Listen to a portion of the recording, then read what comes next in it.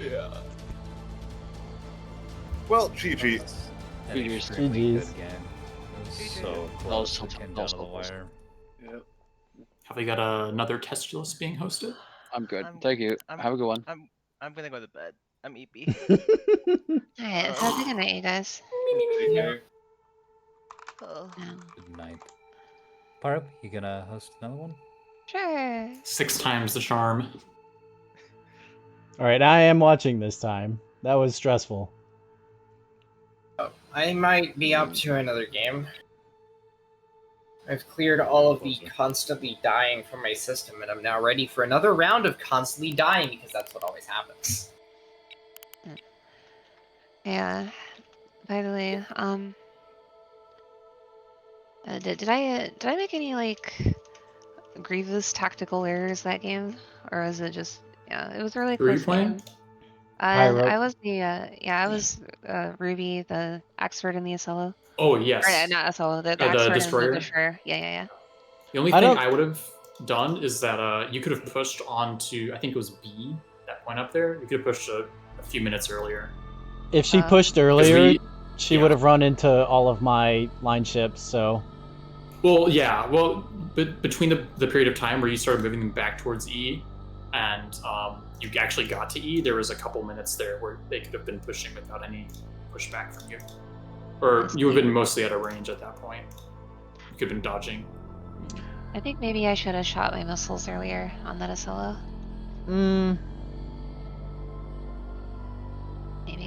maybe it's a tough That- call. I try not to shoot them until they're in like insta stage range, but I forgot you guys didn't have Circes.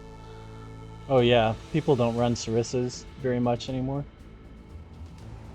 I mean, they're really good for OSP. It's like, if you can catch hybrids out before they Yeah, stage, but like, they're I don't crazy know. good. Yeah, but I feel like good players can just negate them, so I get not bring them in stack games. they only go on the Acello, and it's not very popular anymore to put them on Acellos. I think that's a bit of a meta call because I think that varies widely among players still. Sure. It depends.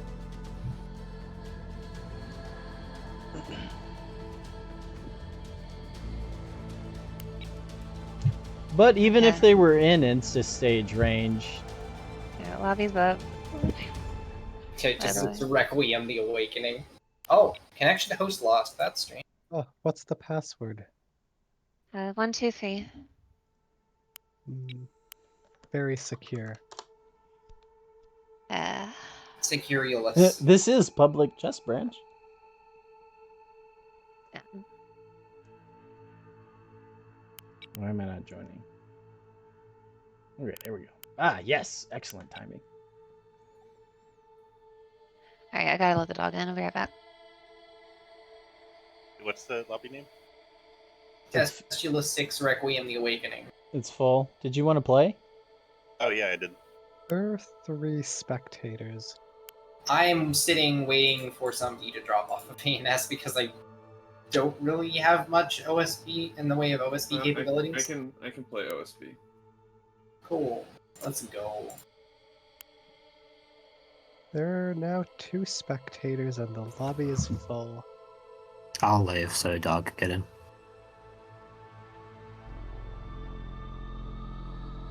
Alright. Is that Goldstein? Where's the lobby? There it is. Called Testula 6 Requiem the Awakening. There you go.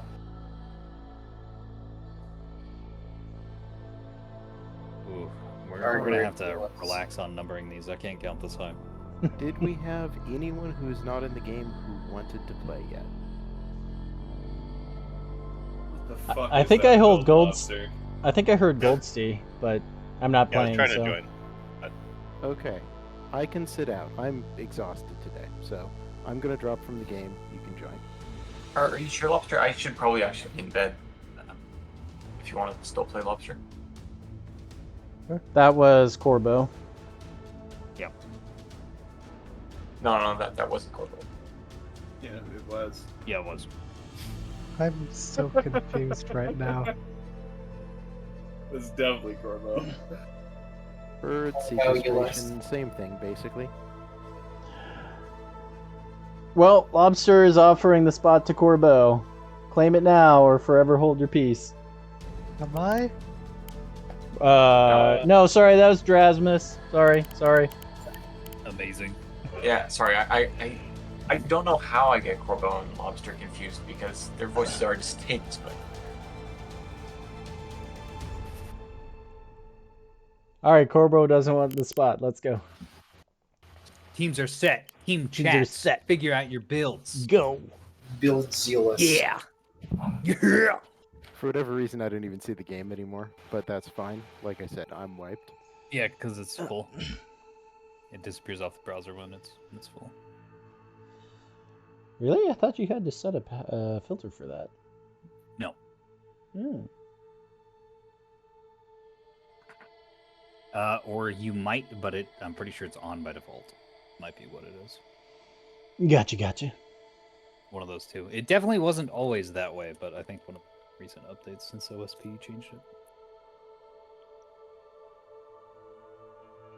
Yep. I think it only applies to like individual hosted games. Because the filter isn't on for me, and I've seen full dedicated servers before. Maybe that's what it is. Repair just gets taken off the listing. Fire up, go to your fucking team chat. Probably not even here.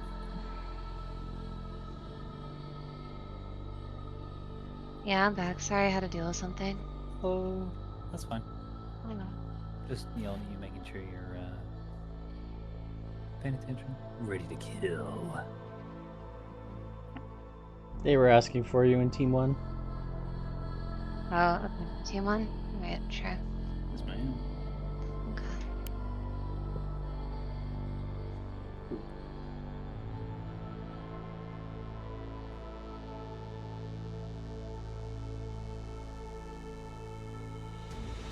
So, Darg, what do you think? 58? About the battleship? Mm-hmm. Yeah, it's just right. I was actually talking about that in one of the recordings earlier. You don't have to mute and deafen, by the way. You can like go cast and stuff. If I don't, I mean, I could try. I feel like I'll talk over though, because I am a spaz and speak often. That's fine. Okay. That's just like. All right. We'll do it live. We'll do it live. Do it live.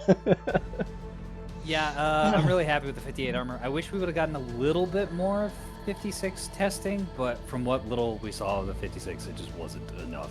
Battleship players were still kind of stuck in playing the rock peaking game. Even gun battleships, which want to normally be in the open to make full use of their 450s and their PD network, they were just stuck. So something Corbeau said in the text chat last night, or maybe the night before, was that 58 and 60 both feel like a maneuverability boost for the battleship because you're able to be more active on the map. Mm-hmm. And 56 doesn't. And so I think that more than anything else contributes to making battleships feel good, and that's a really important part of this balance update.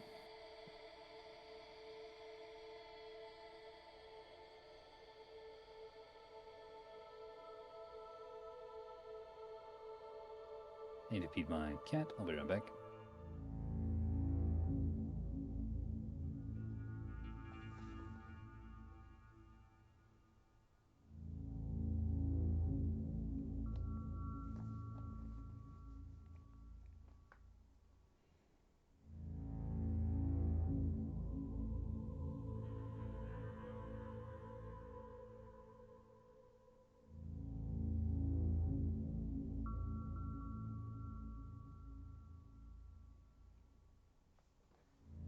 Oh, sorry, Cake. I missed that. If you're still here, the BB is at 58 centimeters of armor now. My bad.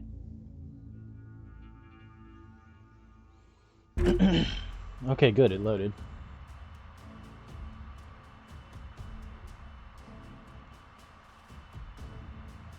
Yeah, so one of my shower thoughts about the 58 centimeters was it puts the battleship back into its kind of focal point. I'll put it that way. Piece on the board, where there are tools designed to remove it, but even those aren't just, you can't just show up with plasma and blow them out of the water. So it creates this kind of push-pull situation with OSP where either they have to spend a certain amount of points, which is normally at least 3,000, probably 4,500 points, I'd say, worth of equipment to kill a battleship quickly. And if they don't do that, they're forced into this situation where they don't want to fight the battleship. And that kind of works because they don't have to fight it. They can bring lighter ships, they can do cap games and run around the thing. The main issue happens is, well, what happens if a team decides to bring 4 battleships? And that's really where we're trying to get to the sweet spot of something that can be defeated. Like it cannot tank an entire team, but it's still vulnerable enough to say 2 fleets maybe, or 1 that happens to get a missile strike through, but that's not guaranteed. So that's why we settled on the 58 over the 60, because Yep. with 60, 4 battleships was just unstoppable. Yeah, at 60 cm, you need a 2-step on the HEI to drag it up before you can do damage. And then also that made 250 AP just completely unable to penetrate the armor. Which kind of pigeonholes a lot of the OSP builds, 250 is a really versatile weapon that they can bring. It'll deal with Axfords, it deals with light cruisers, it's great. But when they weren't allowed to bring it, then they kind of had like the old ANS type feel where you have so many points and capitals that if the enemy team decides to bring ACAP, then you just can't fight it. You're firing 450s at shuttles and corvettes, and it just doesn't work. Yep. All right, we've dropped down. Who's introducing the ships? You know what? How about I cast for OSP and you cast for ANS? Oh, God. Oh, that's so cursed. Okay, go for it. All right, so we've got Hunter.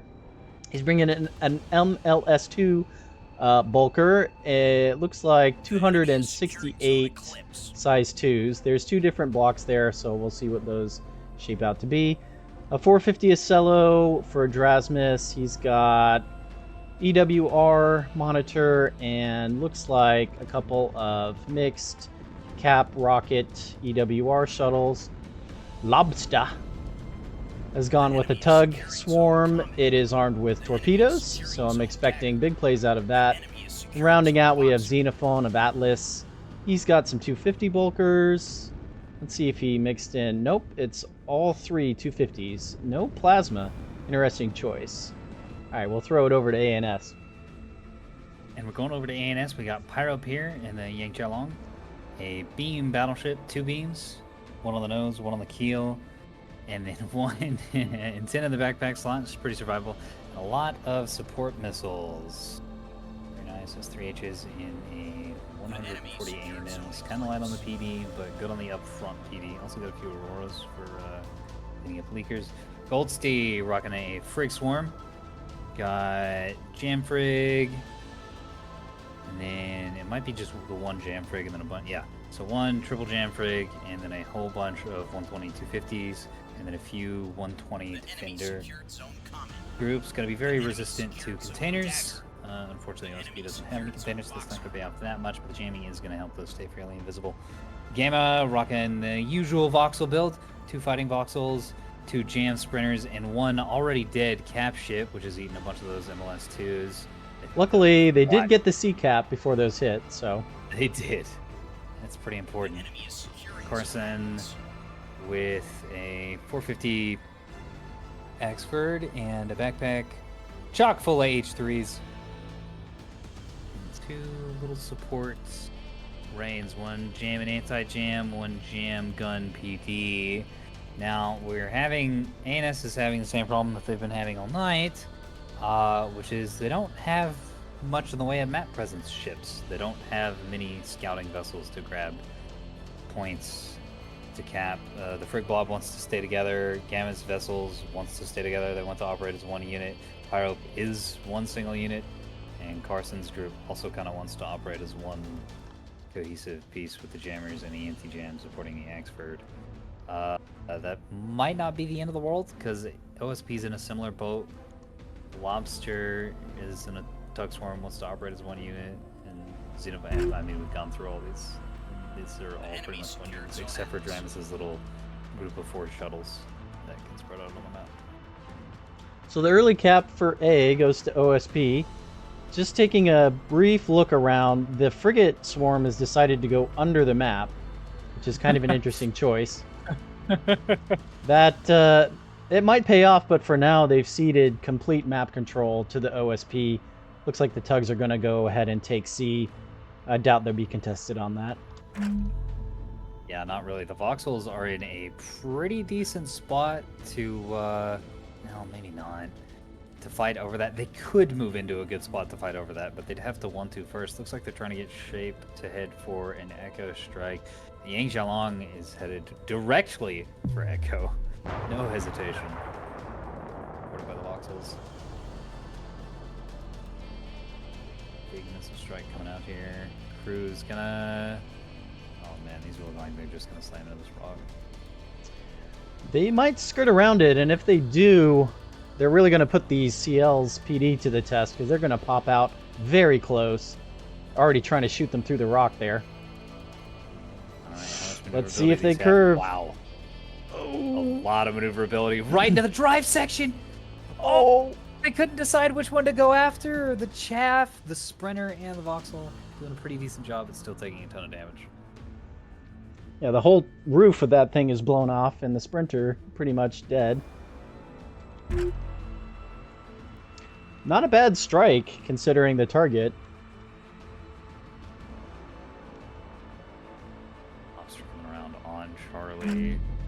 A little bit of pre-jamming, but there's just like nothing controlling this point. The Frigg Blob under the map, I think, was intended to catch a rocket shuttle group coming under the map. But without that happening, this is just out of the match now.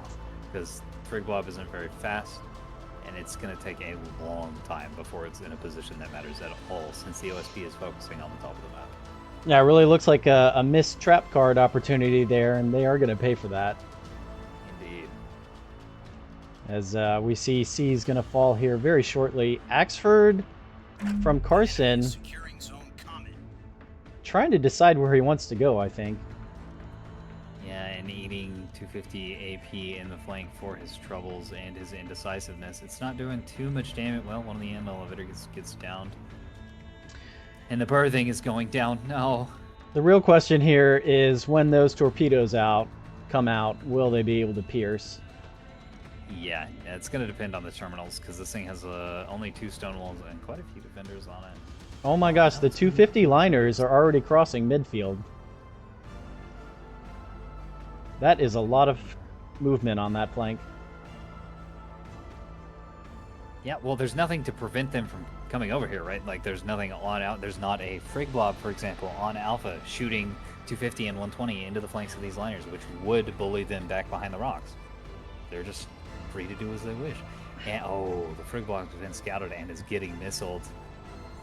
With their position under the map, the RPF isn't going to be able to have its immense open space to cut these missiles apart. There is a lot of PD spread out here, though. I'm not seeing any chaff, though. Yeah, ooh, that might be a mistake. Yeah, you can't afford the mounts for chaff on a Frigg Blob. You really can't. So that's 1 down, 1 bruised. The rest fine, but this position is just absolutely awful for these. And Goldsteed's a pretty good player. I'm surprised to see him do this. Well, it was a high risk, high reward. True. Potentially. The bigger problem is, now that they've been spotted out, there's plenty of missiles remaining on this liner. And Yes. Everyone knows where they are now.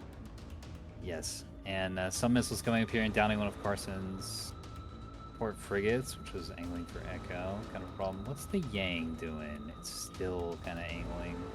Doesn't have a It great was spot. it was trying to go around E pillar. It looks like it had second thoughts, and now it's had second thoughts again. It's moving back. Yeah, I think it was trying to go under, and then the Bulker positioning kind of made it go away. The problem here is that there's nothing in range of these beams to fight. The 250s are on the other side of the map. The SL is on the other side of the map. The missile Bulker is on the other side of the map, and the Tugs are on the other side of the map. Looks like the Tugs have opted to go down and sneak D. They're just deciding to ignore these CLs. They're going to leave them for the liners, it looks like. Kind of an interesting choice. I guess they decided they wanted to save those torpedoes for a juicier target. I also think that's a really good idea because Tugs are very vulnerable to RPF, as we're seeing now. This Edge Tug taking a lot of damage from very little RPF. Meanwhile, the 450 is not going to be that effective, and the torpedoes, on the other hand, going to be extremely effective if they can get the lands. We'll see. It looks like they've been jammed. They're flying all over the place, but some of them do get through. Actually, a lot of them get through. Oh, yeah, those warheads might not be that large though. What happened there? A lot of, well, part of it was landing on the nose of the Axford, which is just highly resistant to taking damage because it's pretty empty. Yeah, but even the thrusters are alive. Yeah, part of it, I think it was just low warhead size and really bad hit angles because it wasn't hitting in the nose; it was hitting like on the nose, if that makes sense, like on the top and on the port side. Yeah, I guess that's just one of those cases where the shrapnel damage in getting applied made something weird happen. Here comes another S2 strike on the CLs. Oh yes, and they're gonna be in big trouble. Oof. Yeah, that's one pretty much dead. And another one heavily bruised. And Not here combat comes ineffective, but that 450 Acellos joining the liners in pummeling the survivors.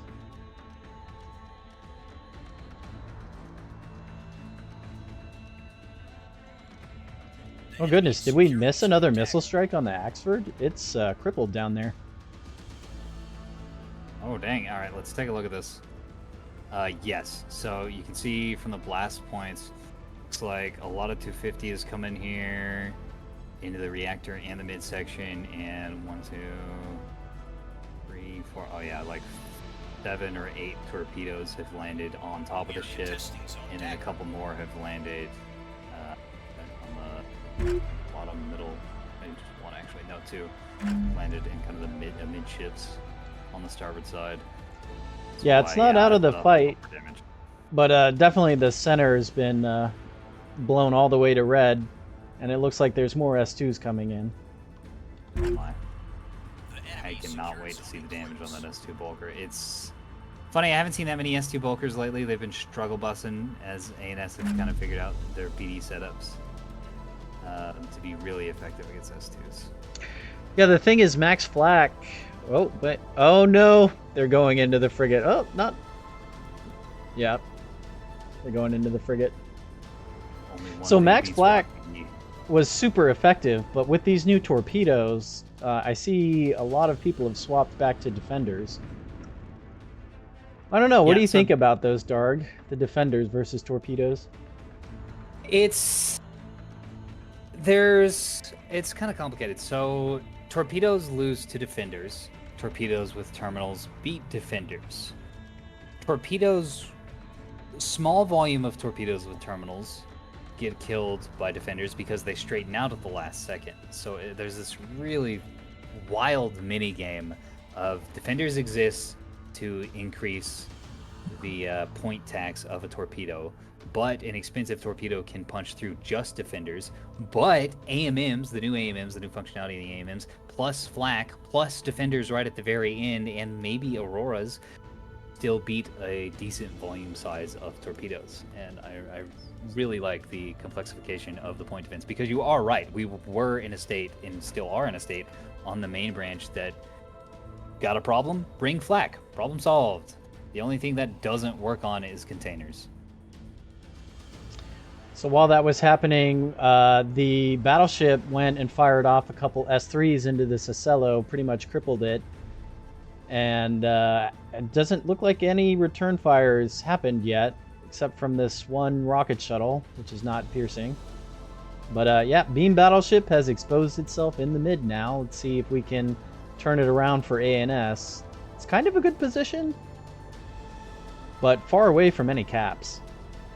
Yeah, I think that's the real problem. It's also far away from anything it wants to kill. Like, it's kind of close to the Ocello, but the Ocello can just leave. Well, maybe not with the damage it's taken. And the 250 bulkers are leaving, and they're going to be much faster than the battleship. They're heading towards the back of the map. Of course, if they get over there, then the battleship will have bullied them out of any sort of useful position now that the Voxel team is dead. I'm trying to figure out what this frigate swarm is doing. I think the frigate swarm is trying to figure out what the frigate swarm is doing. It The capped looks- Echo. Yep, the capped Echo. It looks like they're coming back towards Delta. Yeah, and the frigate swarm beats the tug swarm pretty fucking hard.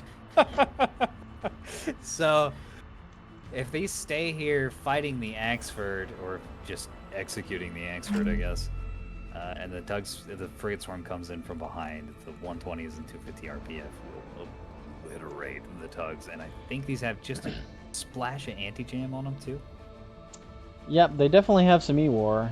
Looks like the battleship has decided it also wants to go to D. That is either going to murder the tug swarm or push them into the frigate swarm that they might not know is behind them. Yeah, but I think that's a bit of an overcommitment. INS needs more points. And the battleship would be much more served going up to Charlie and kicking those 250 bulkers off, and then just eating the 250 fire and not carrying because there's no plasma or 450 to back it up. Meanwhile, Tug swarm- Hunter is nothing but persistent. He's finally managed to curve S2s onto this Axford. Yeah, onto this very dead ship that definitely doesn't need any more missiles to go into it. He's just being thorough. Yeah, for sure. Okay, you were right about the battleship bullying the tugs off of Delta. They're going to retreat directly into the tug swarm, into the. Oh, here comes the into the free RPF. swarm. RPF, of course, stands for Rapid Pirate Ship Remover. The F is silent. Rapid Frigate Remover? Sure, yeah. Oh, I missed the P. Wait, where'd you get R from? Rapid Pirate Remover. F. We need an F, sir. For remover. For remover. It's French. It's a dialect. Yeah, it's French. It's French. It's French. All right, so the Beam BB's taking your advice. It's swinging around to C in a very awkward fashion, but it will get there. Yeah, well, it's trying to take cover from the 250s while it's getting rotated, because it does, to be fair, it does not want to be getting shot in the booty by 250s, even with the angling. I don't know, the steep angling might be fine, but you really don't want to open your engine section up to fire in any sort of ship, but especially a beam battleship. Oh, here come the turrets. The Sassello's desperately trying to duck behind the rock. Can it make it? It's not quite fast enough. Oh, it might be. It eats a little bit of beam, but yeah, it's able to dodge the rest of it. One orange whip and a dream. There goes the Axford.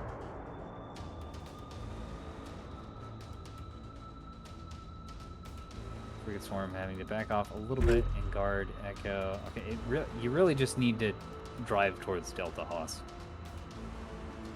Oh, it definitely. It has decided that it owns Echo.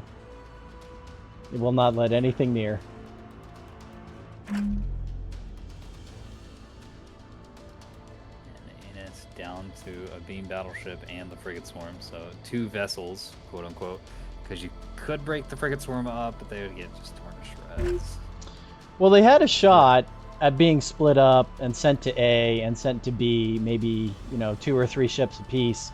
but they opted not to do that, and instead, you know, there's no guarantee they would have gotten both, but certainly they could have gotten one if they chose to do that.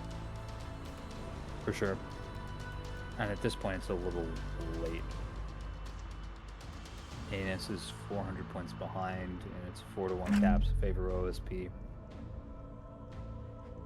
OSP has lost 2 shuttles and 3 tugs, and ANS has lost 2 voxels, an Axford, 2 sprinters, and 2 frigates. Like this. It's definitely going to chalk up some more ships there soon, though, as these 250s, we really get to see the 58 centimeter armor here on full display, as what would have been before peppering and taking out turrets. Now it's mostly bounces, superficial damage here and there. Yeah, there was some very minor damage to the Whiplash and the Raider and one of the BLSs, and that's kind of it.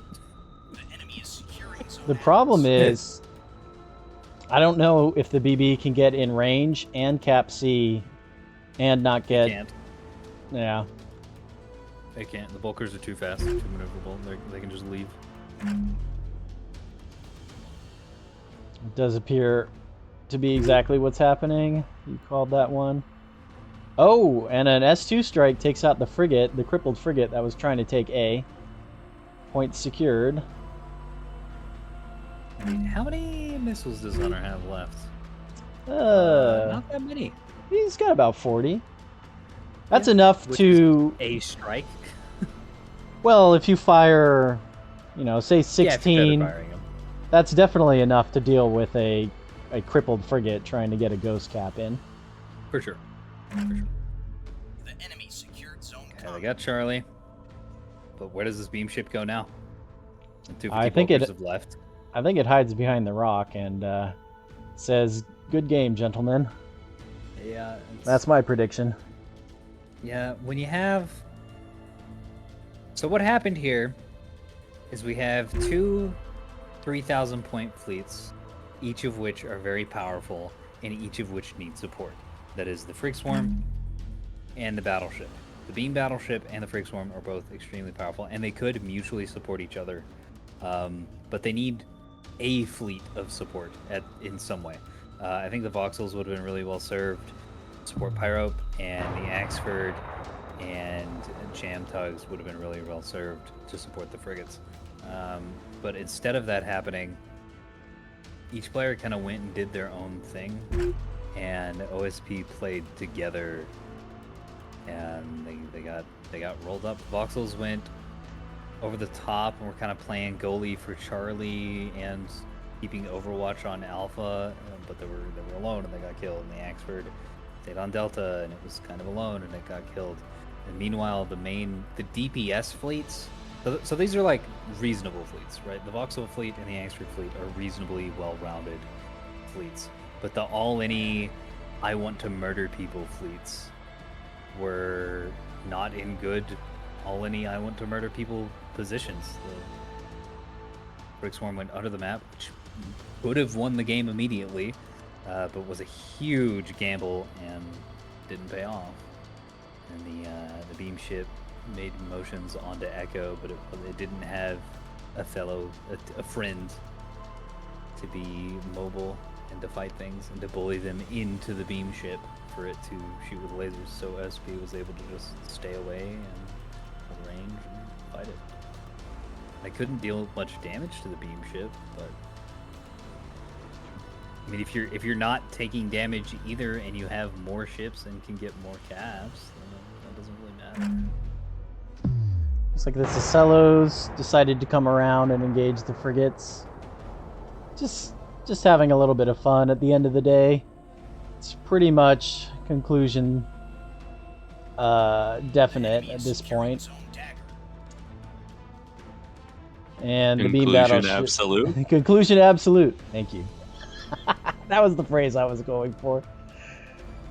This Beam BB cannot really engage these 250 liners. The frigates can't really engage this. Well, they could do some damage, but they're choosing not to. And the points flipping is not going to make up for the difference here. Oh, another S2 block comes out.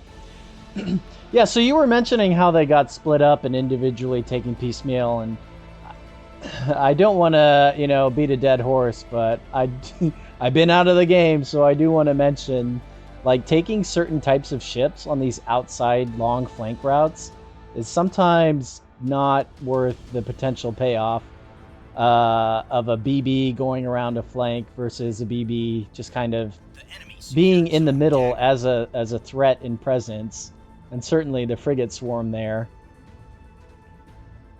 So the phrase you're looking for is bad choice. Yeah, but we don't use that. We don't use those words here, okay? I guess it's a pub choice, is what it is, right? It's a gamble. It's a thing that might pay off if someone else is doing something weird, but it just doesn't work in these sort of stack matches. It's just too risky. Like, risk is important, but there are things that are too risky, and you kind of have to weigh the risk versus reward, like you said, with the frigates going under. The risk is that, well, the reward is that, hey, maybe they catch a flanking rocket shuttle team or some sort of cheeky tug play and just kill it because they're a frig swarm and they can do that. And the risk is that, well, since you're not on the actual map, you can't do anything, and if no one goes down there, you give up the game almost entirely because you start your team at a 3,000 point deficit because you wind up having 3,000 points just camped under the map. Yeah, definitely the opportunity cost is there. Opportunity cost, that's the word. Thank you.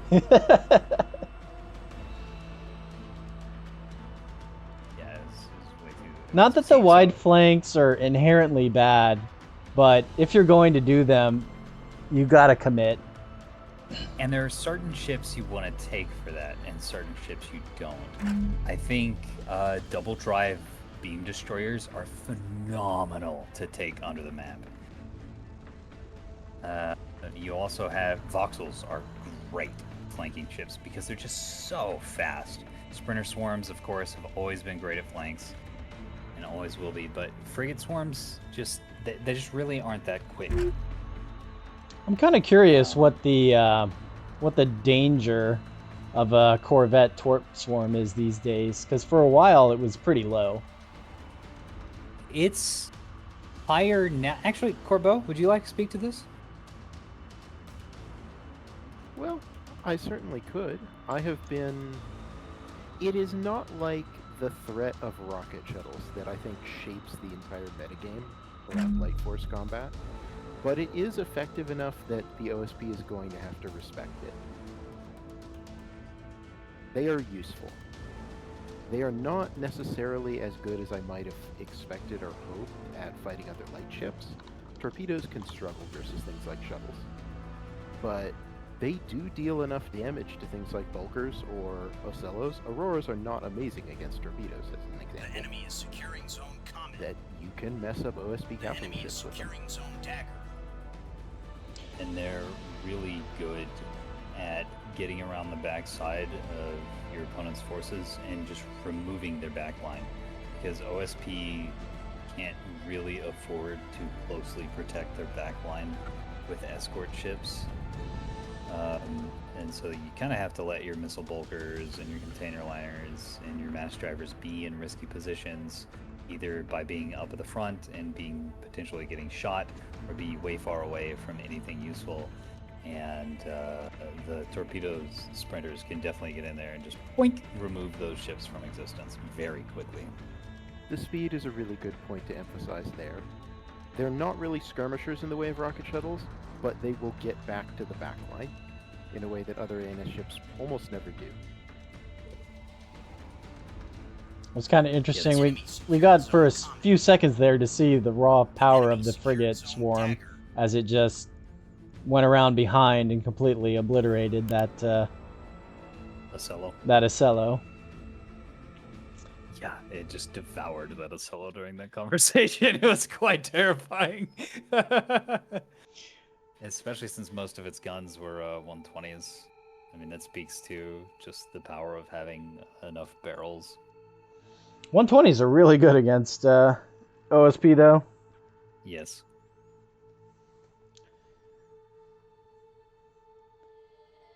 Well, that was a good game. When Goldstee gets up here, we have to ask him. Okay, Goldstee's here. Goldstee. Yeah? Why did you go under the map with the Frig Swarm? Because so I could pop out at E or anything, and then everybody was up high. It works in some games. Hunter, do you have Odin's Eye? Huh? You were just waypointing these strikes like everywhere. There were some of the dirtiest missile paths I've ever seen in this game. Thank you. I kind of wish more salvos went for me. I had more rounds. That's true, yeah. No, my missiles are only 6'4". I couldn't get through your armor, so I was like, I'm not bothering shooting the battleship. I want to draw attention to the battleship that was being shot by 250s for the entire game and took like 3,000 damage. Yep. Oh, we saw it. Honestly, like I'm happy that like battleships can't be memed by 250s anymore. Yeah. I want to give a moment of silence for the 800 points of S3s that were not fired off my heavy cruiser. Hunter, I gotta say, that second strike that whipped around and caught the Vauxhalls in the back, that was ace. That was man. ridiculous. That was crazy. The thing is, I had the jamming to stop it, but the missiles were moving so physically fast on the stream, I couldn't click them in time to jam them.